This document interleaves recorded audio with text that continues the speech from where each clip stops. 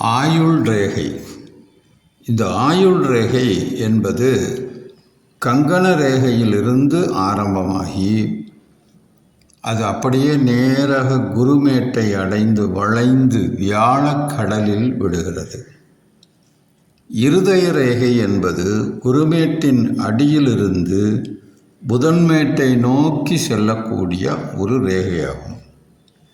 விதி ரேகை என்பது கங்கண ரேகையிலிருந்து புறப்பட்டு சனிமேடு வரை செல்லக்கூடியதாகும். இந்த மூன்று ரேகைகளும் ஒன்றுக்கொன்று இணைந்தே ஆயுளை கணிக்கக்கூடிய பலனை சொல்ல பயன்படும். ஆயுள் ரேகை குறுகி சில கிளை ரேகைகளோடு நின்று விடுமானால் அந்த நபருக்கு திடீரென மரணம் நேரும்.